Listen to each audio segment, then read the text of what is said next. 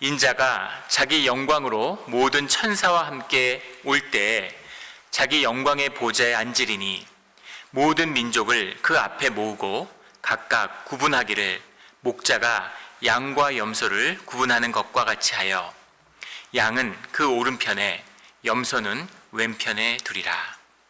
그때 임금이 그 오른편에 있는 자들에게 이르시되 내 아버지께 복받을 자들이여 나와 창세로부터 너희를 위하여 예비된 나라를 상속받으라.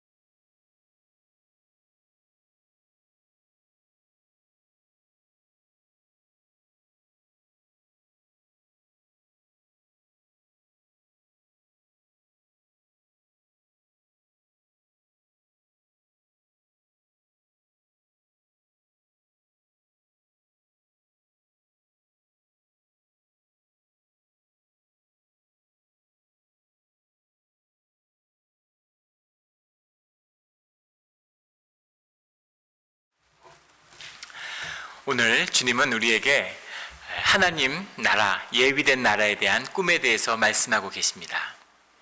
마지막 심판의 때 우리가 만나게 되는 하나님 나라의 꿈, 하나님 나라의 소망은 무엇일까요? 하나님 나라, 우리에게 예비된 나라, 우리가 상속으로 받을 나라, 그 나라는 어떤 나라며 그 나라는 무슨 우리에게 의미를 갖게 되는 것일까요? 오늘 말씀을 통해 하나님 나라를 새롭게 만나는 우리 모두가 되기를 예수 그리스도 이름으로 축원합니다. 아멘. 오늘 본문 마태복음 25장 31절부터의 말씀은 마지막 종말의 때, 마지막 심판날에 대한 주님의 말씀에 대한 종합판이죠. 완결판입니다. 주님이 여러 가지 비유를 들어서 열처녀의 비유, 달란트의 비유를 들어서 말씀해 주신 하나님 나라의 비밀, 주님을 만나는 날의 비밀, 그것을 오늘 종합해서 완결판으로 다시 한번 말씀해 주고 계세요. 주님이 이 말씀을 전하시는 내용 가운데는 더 깊은 뜻이 있는 거죠. 똑같은 이야기를 다른 비유로 반복하는 것이 아니라 오늘의 비유에 담긴 더 깊은 하나님 나라에 대한 말씀이 있는 것입니다. 그 뜻을 만나야 되는 거죠. 하나님 나라에 우리가 소망했던 그 꿈을 만나는 비밀, 그 비밀이 오늘 꼭 깨달아지는 말씀이 되기를 다시 한번 주의 이름으로 축원합니다. 31절에 보면 인자가 자기 영광으로 모든 천사와 함께 올 때 자기 영광의 보좌에 앉으리니 마지막 때 주님이 보좌에 앉으셔서 하나님의 나라를 통치하시는, 주님이 통치를 하고 주님의 통치를 받는 백성들이 함께하는 그곳이 하나님의 나라죠. 그 하나님의 나라에는 마지막에 심판이 있는데 그 심판 때 그 앞에서 분명한 분별과 구별짓는 주님이 주님 안에서의 분명한 나눔이 있다라는 말씀을 주님이 반복해서 증거하고 계시는 겁니다. 그 나눔의 비밀이 무엇일까 안에 하나님 나라의 뜻이 들어있는 것이겠죠. 주님이 32절에 모든 민족을 그 앞에 모으고 각각 구분하기를 목자가 양과 염소를 구분하는 것과 같이 하여, 그 앞에서 양과 염소를 목자가 구분하는 것처럼 주님이 모든 민족을, 모든 주의 백성을 그 안에서 구별짓는, 분별하는, 나뉘는 그 역사가 있을 거라는 겁니다. 양과 염소를 구분한다는 것은 팔레스타인 지역에 있었던 당시의 사람들에게는 아주 익숙한 그런 비유겠죠. 다들 목동이었으니까 양과 염소를 본인이 직접 키우진 않아도 키우는 것을 보고 자랐을 테니까 잘 알았을 겁니다. 양과 염소를 함께 키우는데 왜 양과 염소를 함께 키울까? 양이라고 하는 것은 털이 북실북실한 거죠. 양털을 구하기 위해서. 근데 양은 자꾸 뭉치는 그런 본능이 있다는 거예요. 양들은 뭉치고 또 뭉치는데 이게 너무 뭉쳐서 수백 마리, 수천 마리가 뭉치면 그 안에 때로 질식사를 하게 된답니다. 그래서 염소를 같이 키우면 염소가 양이 뭉치지 못하게 막는 거죠. 염소떼가 양 사이로 다니면서 양을 흩어지게 하고 양이 너무 뭉쳐서 질식하지 않도록 막는 역할을 염소들이 했다고 해요. 그래서 양과 염소를 함께 데리고 다니는 거죠. 물론 염소도 양만큼이나 귀한 그런 동물이었습니다. 그런데 저녁이 되면 해가 지고 나면 날씨가 추워지는데 양과 염소를 함께 두면 그러면 염소는 얼어 죽는 거죠. 양은 털이 북실북실하니까 양의 털을 깎지 않고 2년 동안 그냥 두면 양털의 무게만 40kg가 넘게 된다 그러죠. 뭐 등치가 한 10배는 커 보이는 양털이 자라서. 양은 털이 북실북실하니까 추위를 타지 않는데 염소는 털이 그렇게 없잖아요.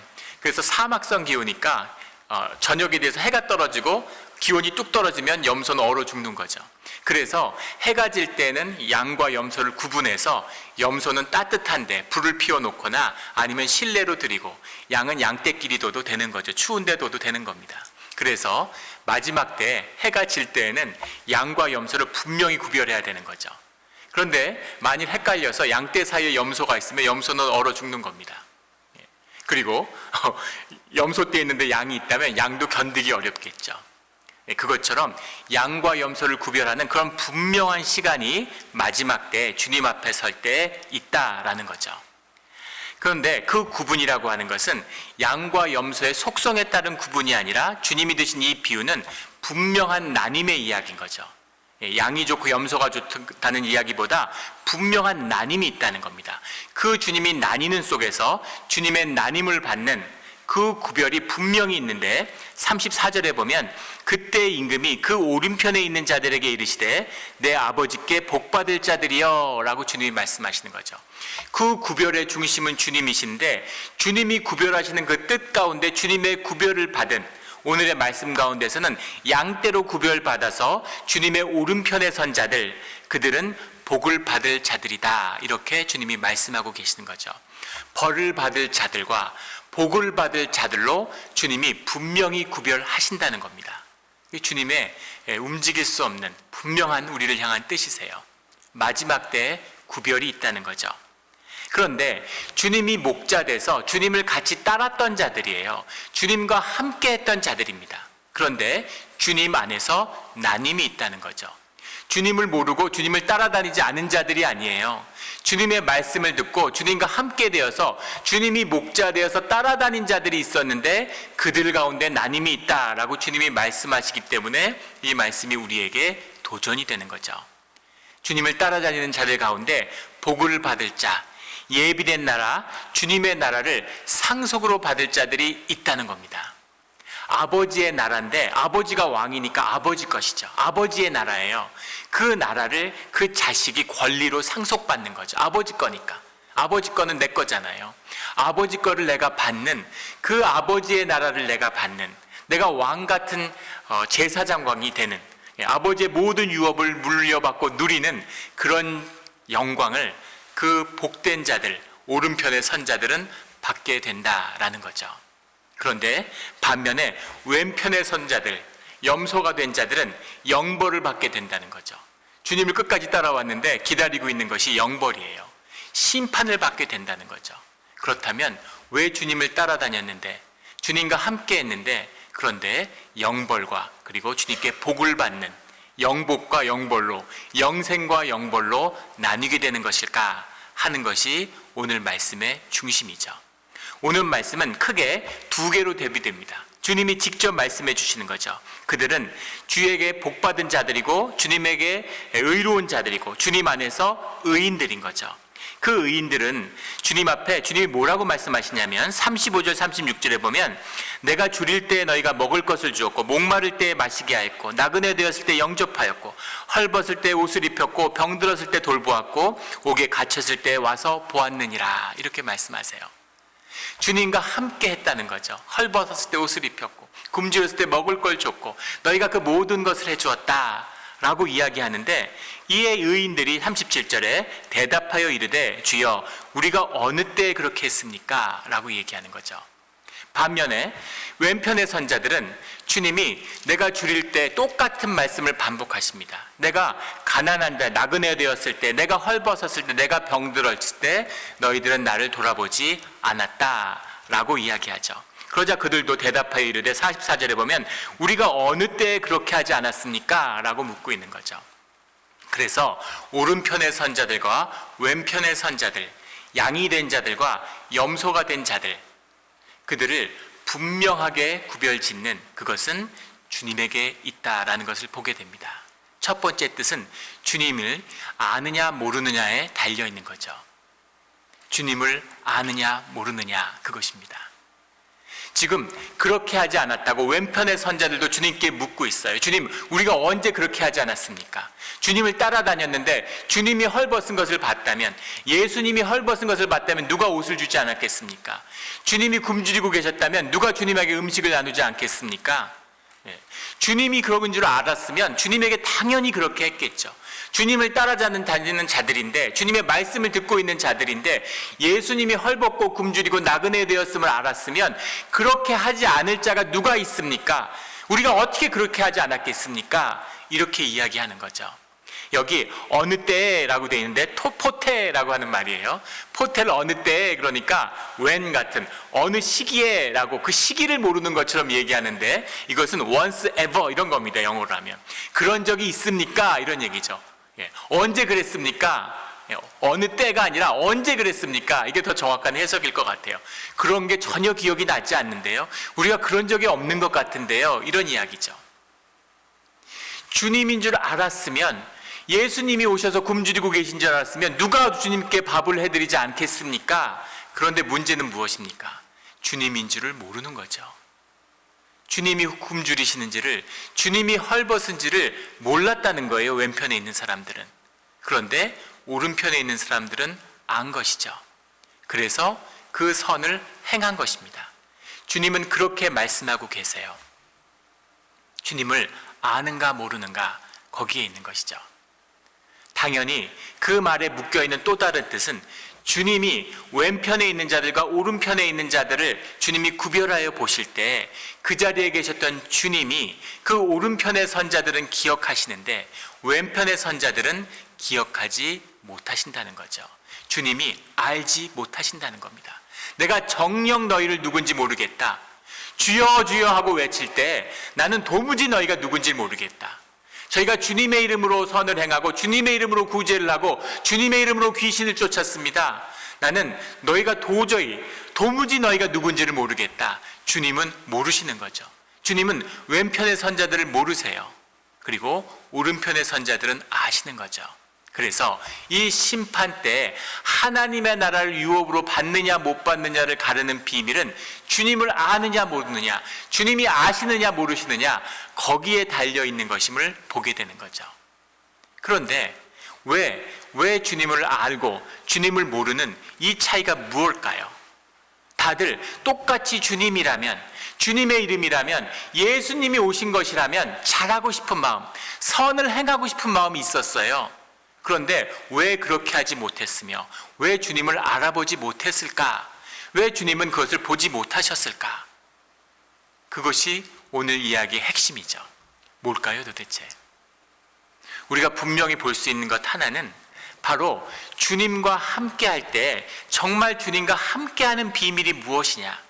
하나님 나라, 주님의 임재가 있고 주님의 통치가 있다면 하나님 나라인데 왜 주님 앞에 있는데 누구는 하나님의 나라를 상속으로 받는데 누구는 같이 다니면서 주님을 따라다니는데 하나님 나라의 백성이 되지 못했는가라는 거죠. 그 비밀이 뭘까요? 어떻게 자기가 한 것을 모를 수가 있습니까? 이것이 생명의 비밀입니다. 왜 의인들은 자신이 행한 선한 일을 알지 못할까요? 이것이 자기 존재의 진실이기 때문이에요. 우리가 살아있습니다. 살아있는데 숨 쉬는 것을 의식하나요? 내가 숨을 쉬는구나. 내가 살아있구나. 이런 거 느끼세요? 어떨 때 그런 때도 가끔 있긴 하지만 우리가 의식하지 못해요. 우리의 존재라고 하는 것을 우리는 의식이 의식적으로 받아들이지 못합니다. 왜냐하면 그 존재 가운데 내가 있기 때문이죠. 내 진실, 나의 존재는 내가 그것을 그냥 자연스러운 거예요. 우리가 자녀들을 보면 그냥 내 자녀잖아요. 넌 내 자식이야. 아무리 봐도 쟤는 내 자식이야. 기억해야지 자면서 제가 내 아들이라는 걸 기억해야지. 그러지 않죠. 그냥 내 자식이에요. 그 존재인 거죠. 자식이 부모를 보면서 내 부모가 맞을까? 정말 날 낳았을까? 한번 따져봐야 되지 않을까? 뒤를 캐봐야 되지 않을까? 이런 사람 없죠. 자연스럽게 내 삶이고 내 존재인 겁니다. 의식적으로 나의 삶을 의식하지 않아요. 이것이 존재의 비밀이죠. 그것이 나의 실존이라면, 그것이 나의 본질이라면, 그것이 나의 참된 것이라면 내 삶으로 자연스럽게 누려지는 겁니다. 오른편에 산 사람들의 비밀은 뭐냐면, 이들이 의인이라고 주님이 부르는 이유는 뭐냐면, 이들이 진실로 주님과 함께하는 자들, 이들 가운데 의의를 행할 수 있었던 비밀이 이들 가운데 함께하는 주님의 역사심에 있었다고 하는 그 증언이죠. 그 증거입니다. 주님과 함께하고 있기 때문에 주님에게 행하는 것이 너무 자연스러운 거죠. 주님의 영을 받아서 주님이 나의 참 나가 되어주시니까, 주님을 누리며 살아가고 있으니까, 내가 주님의 그 하늘로부터 비롯된 의를 입고 있으니까 내가 행하는 선이 선인 줄 몰라요. 주님이 행하시는 일이 그 일인 줄 모르는 겁니다. 너무 자연스러운 숨 쉬는 것 같은 삶의 한 부분인 거죠. 그래서 내가 마실 물을 주고 내가 헐벗은 살을 도와줬는데, 내가 삶의 그런 애정을 나누고 코이노니아를 살았는데 그게 나의 진실이니까 그걸 기억하지 못하는 거예요. 너무 자연스러운 거죠. 너 12년 전에 숨 몇 번 쉬었니 하루에? 기억하는 사람이 어디 있습니까? 그냥 숨을 쉬는 거죠. 삶의 한 부분인 거죠. 이것이 앞에 나온 오른편의 선자들의 비밀이에요. 그런데 왼편의 선자들은 정반대의 모습을 보이죠. 언제 우리가 그것을 하지 않았습니까? 한번 얘기해 보세요. 언제였는지 한번 따져보겠다는 거죠. 바리새인들이 나팔을 불면서 구제를 했는데, 우리가 언제 나팔 불 때 주님이 거기 계셨습니까? 우리가 매일 3번씩 시간을 나눠서 기도했는데 언제입니까? 우리가 한번 따져볼게요. 이단들, 구원파들이 몇 월 며칠 몇 시에 구원받았느냐고 이렇게 질문하잖아요. 그걸 왜 기억하며 그게 무슨 의미가 있습니까? 사랑에 빠졌는데, 와이프를 사랑해서 결혼했는데 몇 월 몇 시 몇 분에 사랑에 빠졌는지 그걸 기억하는 사람이 있어요? 그건 삶이고 너무 자연스러운 거니까 그냥 삶으로 녹아지는 거죠. 언젠지 기억도 나지 않는데 정말 언제부터인가 우리가 부부였고, 언제부터인가는 정말 한 마음이었고 한 부부가 돼버린 거잖아요. 같이 살았잖아요. 그걸 뭘 따지겠어요? 너무 자연스러운 나의 일부인 거죠. 그런데 바람을 폈다고 생각해 보세요. 언제 뭘 선물했는지, 그 마음을 얻으려고 내가 거짓되게 접근했다고 생각해 보세요. 내가 한 말도 다 기억할 겁니다. 나의 본질이 아니에요. 내가 거짓된 사람인데 참을 행했어. 의식적으로 한 거죠. 의식적으로 착한 일을 해야 돼. 의식적으로 가난한 자를 도와야 돼. 의식적으로 병든 자를 도왔어. 내가 힘들어서 도저히 못할 것 같고 하고 싶지 않았지만 그래도 연말이니까 병원을 찾아가가지고 어려운 일을 했어. 기억을 하죠. 왜 기억을 합니까? 내가 한 거잖아요. 내 정성으로, 내 마음으로, 내가 번 돈으로, 내가 의식적으로, 내가 힘들지만 내 노력으로 한 거잖아요. 그런 것은 내가 기억하는 거죠. 내 의식이 기억하는 겁니다. 자랑스럽고 떳떳하고 자랑해야 될 내 모습, 내 기억이죠. 그런데 문제는 무엇이냐면 그 모든 것 안에는 주님이 함께할 수 없다는 겁니다. 그 안엔 내 에고가 있어요. 그 안엔 내가 가득해요. 그 자리에는 주님이 함께할 수 없는 것이죠. 주님이 그 구제를 하는 자리, 그 선을 행하는 자리에 주님이 계시지 않았어요. 주님은 기억을 하지 못합니다. 주님은 본 적이 없어요. 주님은 받은 적이 없어요. 주님은 모른다고 하는 것이죠. 이것이 오늘 주님을 따라다니며 똑같이 선을 행하고 똑같이 의를 행한 듯 보이는 자들이 오른편과 왼편으로 분명히 갈라지는, 영벌을 받는 자들과 영생을 받는 자들로 나누어지는 비밀인 것이죠. 그 비밀은 주님과 함께하는 것입니다. 주님과 함께하지 않는데 세상을 구원하고 뭐 나라를 구해도 아무 소용없는 것이죠. 주님은 도무지 알지 못하는 겁니다. 뭘 했는지 주님이 함께 하시지 않았으니까, 내가 했으니까, 그 비밀이죠. 오늘 말씀 가운데 또 다른 중요한 비밀이 들어있어요. 그 중요한 비밀을 주님은 이렇게 말씀하십니다. 39절에 어느 때에 병드신 것이나 옥에 갇히신 것을 보고 가서 배웠나이까 이렇게 말씀드리니까 40절에 임금이 대답하여 이르시되 내가 진실로 너희에게 이르노니 너희가 여기 내 형제 중에 지극히 작은 자 하나에게 한 것이 곧 내게 한 것이니라 이렇게 말씀하세요. 지극히 작은 자 하나에게 한 것이 내게 한 것이다. 작은 자, 지극히 작은 자 하나, 이 비밀이죠. 주님은 왜 함께 하셨을까? 주님은 왜 우리와 함께 하셨을까? 우리 가운데 지극히 작은 자 하나, 그것이 나죠. 내가 지극히 작은 자가 되었기 때문에 그 작은 자가 된 내 삶에 주님이 함께 해주신 것입니다. 성경을 읽어보면 주님이 어떤 분이신가 하는 걸 만날 수 있죠. 주님은 작은 자와 함께 하시는 분이세요. 주님과 함께한 사람들의 기록이 성경의 말씀 가운데 전해지고 있죠. 아브라함을 보십시오. 야곱을 보세요. 요셉을 보십시오. 모세를 보십시오. 작은 자가 되었을 때, 부모, 본토, 아비, 형제를 떠나서 작은 자가 되었을 때, 인생에서 많은 걸 잃을 것 같지만 다 잃어버리고 먹고 살기 위해서 애굽으로 내려가는 그 야곱과 주님이 함께 가시는 거죠. 장인의 양을 치면서 나이를 먹어서 이제 나는 아무것도 할 수 없는데 그런 작은 자의 마음에 주님이 함께 하시는 겁니다. 애굽에서 노예돼서 거기서 가장 밑바닥에서 핍박받고 있는 그 불쌍한 히브리 노예들, 그 작은 자들과 주님이 함께 하심으로 그들을 애굽에서 끌어내시고 그들이 애굽 땅을 나올 때 그들과 함께 애굽에서 나오시는 주님이신 거죠. 바벨론에 끌려가서 노예된 자들, 노예가 돼서 맨발로 그 바벨론으로 끌려가고 있는 그 노예들을 따라서 주님이 함께 가시는 거예요. 주님이 가실 이유가 없죠. 주님이 그들과 함께 할 이유가 없는데 그 작고 불쌍한 자들과 함께 하시는 겁니다.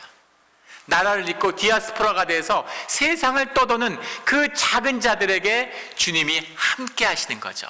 그 작은 자들과 함께 하시는 긍휼과 은혜의 비밀, 작은 자들, 그 가장 못난 자들을 주님이 아이덴티파이 하는 거예요. 주님이 그들과 하나가 되었다고 말씀하시는 겁니다. 주님이 그러실 이유가 하나도 없는데 그들과 내가 하나고 그들의 마음과 내가 하나가 되었다라고 말씀하시는 주님의 사랑의 비밀이 이 작은 자에게 있는 거죠. 주님이 이 땅에 오셔서 가장 낮고 작은 자로 오셨어요. 가장 가난하고 가장 핍박받고 가장 못난 자리에 정말 글도 제대로 못 배우고 어릴 때부터 몫으로 아버지를 따라다니면서 일을 해야 되고 갈릴리 사람이라고 동족들에게도 차별받는 그 자리에 오신 가장 작은 자들과 하나가 되셨죠. 주님이 말씀하셨잖아요. 내가 12레기온의 천사들을 부르지 못할 것 같으냐? 천사들의 12군단을 72,000 천사를 불러서 세상을 멸할 권세를 가지고 있어. 그런데 그러려고 온 게 아니야. 내가 작은 자가 되어서 너희와 함께하고 내가 정말 가장 낮은 자가 되어서 십자가의 피 흘림으로 너희와 함께 하려고 여기에 온 것이다 라고 주님이 말씀하고 계시죠. 이것이 우리와 하나 되는 작은 자의 비밀입니다. 작은 자가 되어야 되는 거죠. 세상은, 종교는 강한 자가 되고 싶어 해요. 종교는 강한 것을 꿈꿉니다. 세상에 사람을 끌어당기고 돈을 끌어당기고 에너지를 끌어당겨서 세상의 영향력과 힘을 갖고 싶어 하죠. 왜 종교인이 됩니까? 왜 종교를 따라다녀요? 강해지고 싶은 거죠. 세상에서 세지고 싶은 겁니다. 왜 세상에 성공하고 싶어 해요? 왜 세상에 속하고 싶어 합니까? 강한 자가 되고 싶은 것이죠. 그런데 주님은 강한 자와 함께 하시는 것이 아니라 약한 자와 함께 하는 거죠.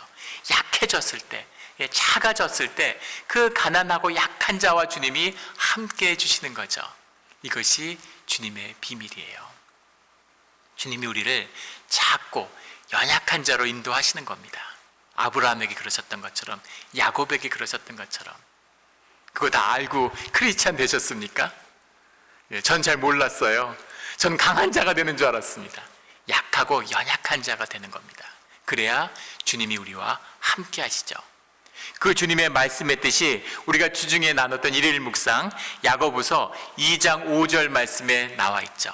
2장 5절에 내 사랑하는 형제들아 들을지어다. 하나님이 세상에서 가난한 자를 택하사 믿음에 부요하게 하시고. 저는 처음에 이 말씀을 읽었을 때 잘 이해가 되지 않았어요. 처음에 주님을 영접했을 때 가난한 자를 택하셨으면 물질로 돈으로 부자 되게 해주셔야지 가난한 자를 택하사 믿음에 부요하게 하시고, 가난한 자를 택했는데 왜 누가 믿음 달라고 그랬나? 왜 믿음을 부요하게 하시지? 그 가난하고 약하고 작은 자들과 주님이 함께 하시기 때문에 믿음이 부요해지는 거죠. 주님에게 의지하기 때문에 믿음이 부요해지는 겁니다. 이것이 주님이 함께하는 비밀이에요.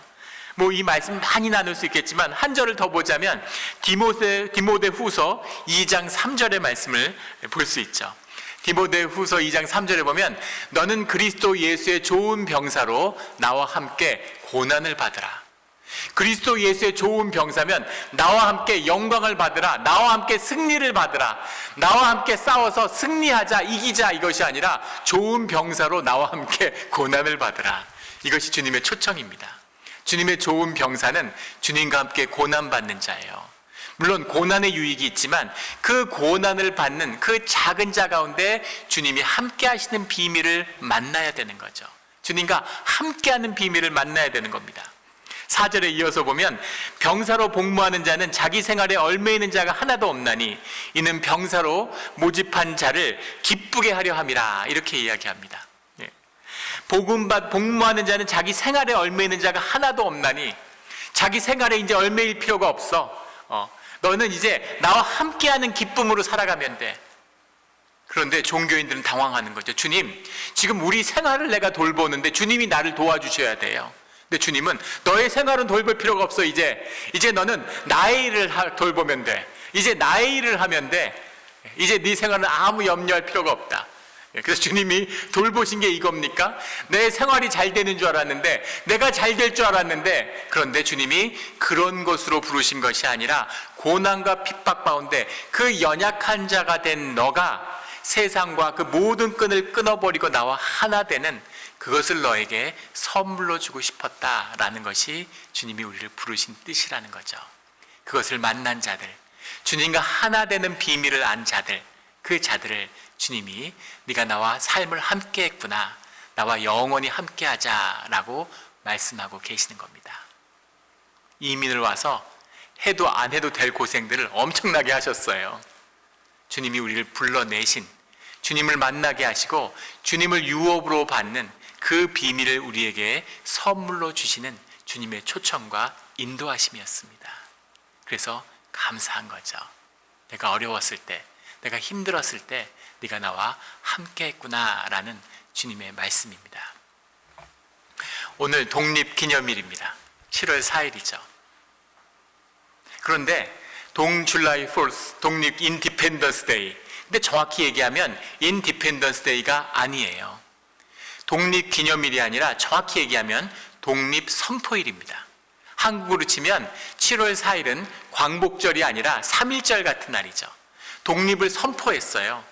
독립을 선포했는데, 그런데 독립을 선포하자마자 독립전쟁을 7년 동안 치렀죠. 그리고 독립을 이룬 것은 독립을 선포한 1776년 7월 4일이 아니라 그로부터 7년이 지나서였습니다. 그런데 왜 7월 4일을 독립기념일이라고 할까? 이상하죠.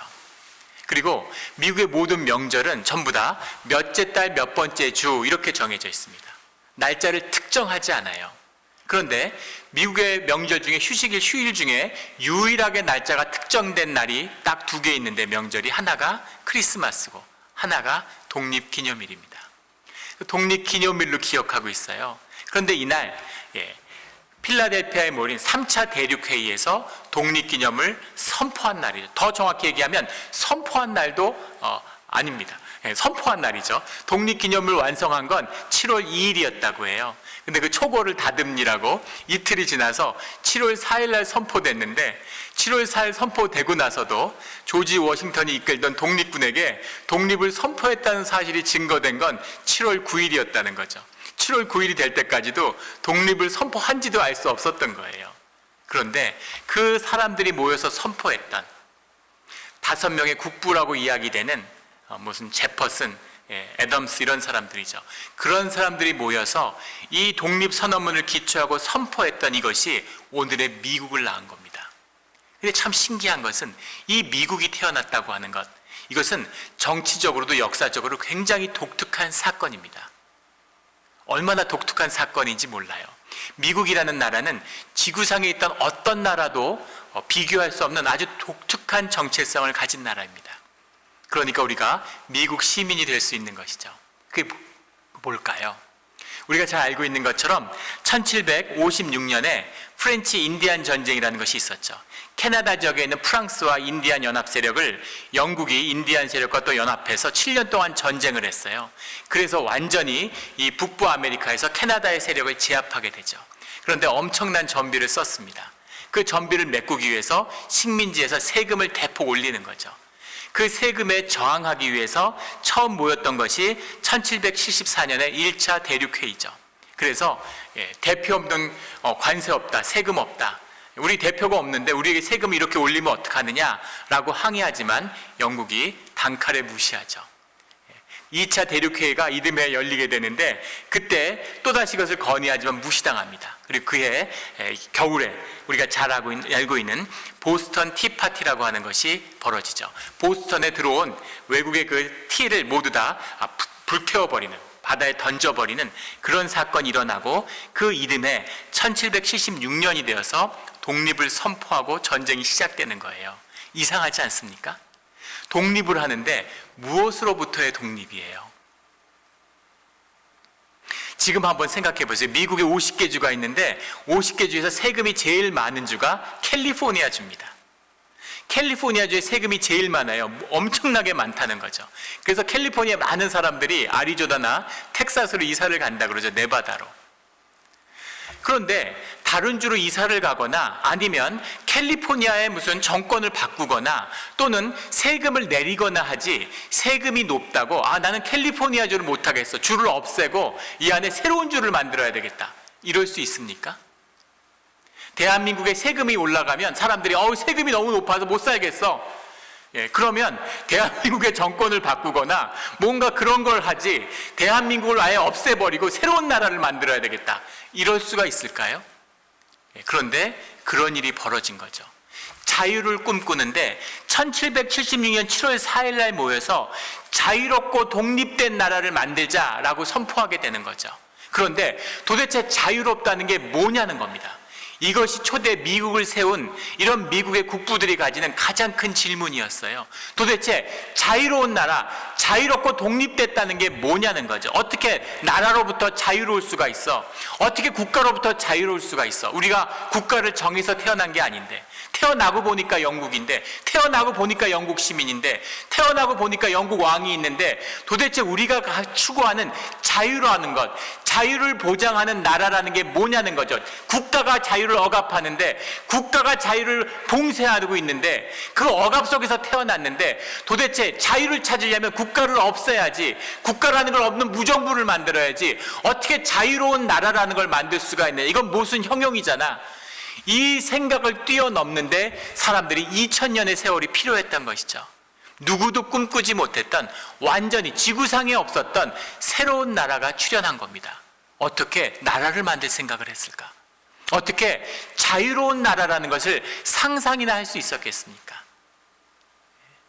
지금 우리는 너무 자연스럽게 느껴지지만 그 시대를 뛰어넘는, 프랑스 혁명과 미국 혁명을 비유하자면 프랑스 혁명은 달라요. 프랑스는 프랑스의 나라를 새롭게 하는 겁니다. 이거는 나라를 뛰어내는 거예요. 완전히 다른 나라를 만드는 겁니다. 도대체 다른 나라, 있어보지 않은 나라, 이 나라는 어떤 나라일까? 이 나라라는 건 도대체 왜 있어야 되느냐?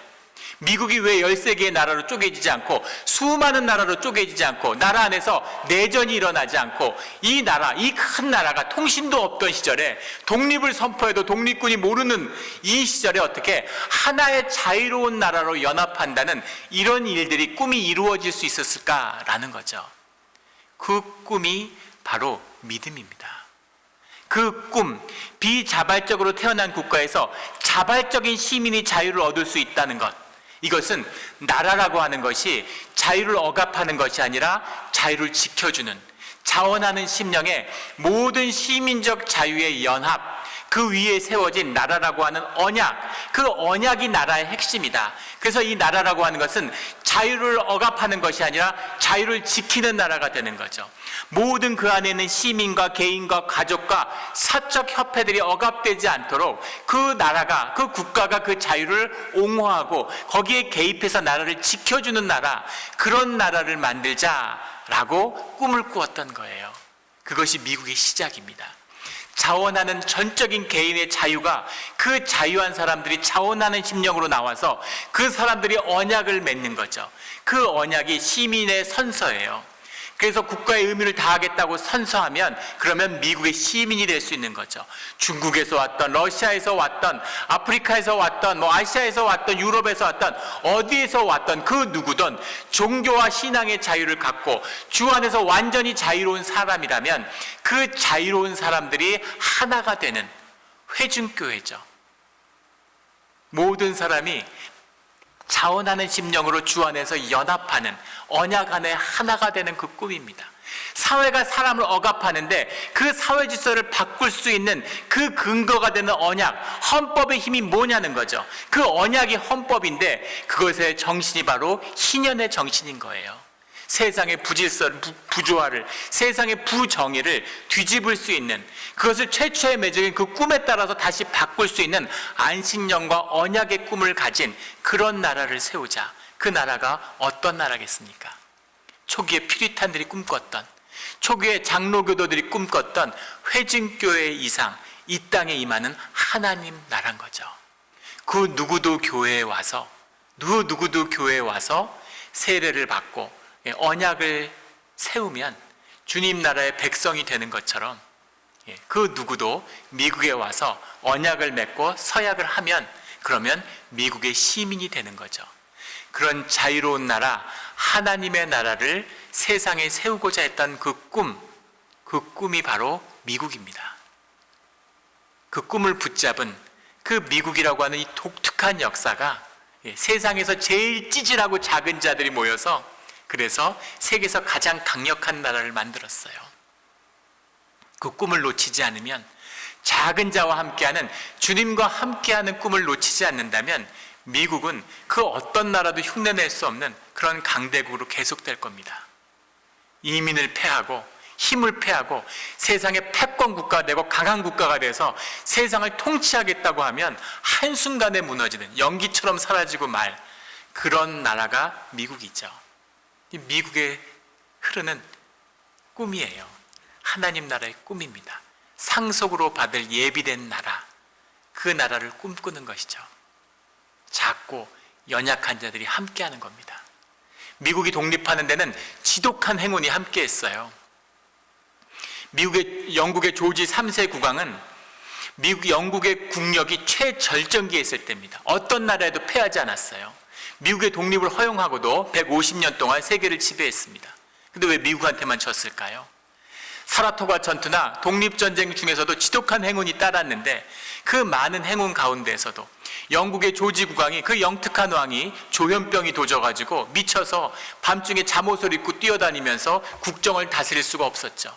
조지 국왕이 없었어도 윌리엄 피티라는 영국 역사상 가장 뛰어난 총리가 있었는데 그 총리도 병이 들어서 아파서 몸을 움직일 수 없었습니다.